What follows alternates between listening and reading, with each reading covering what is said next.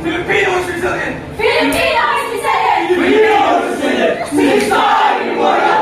We are tested by countless calamities, volcanic eruptions, devastating earthquakes and lava flows, solar cyclones, landslides and landslides.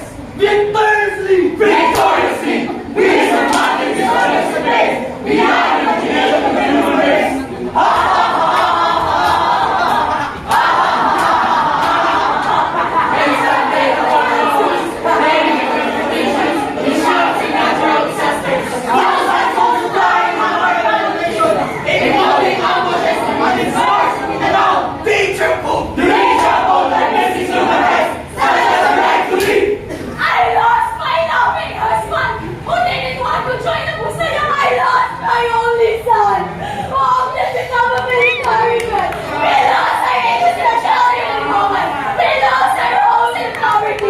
Survivors are Filipinos! Survivors are Filipinos!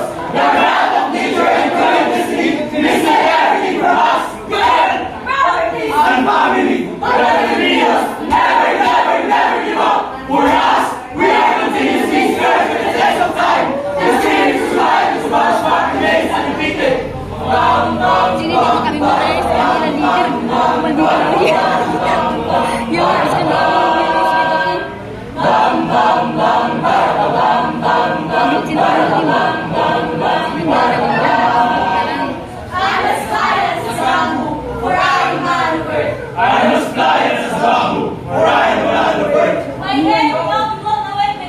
And my legs may be crippled by the smash of waves. My hair, may all blood against your against, and my legs may be crippled by the smash of waves. But I will stand and pick up the shattered pieces of myself and continue to live.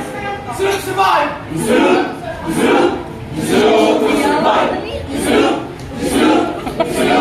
will survive! Lord, give me the reason to live, not only for my family, but also for my country.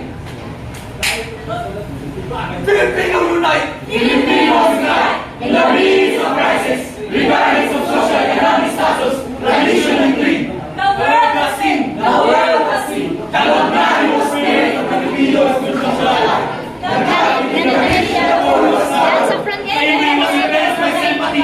Hatred was conquered by love. Selfishness was set aside. And saving one's lives is the ultimate desire.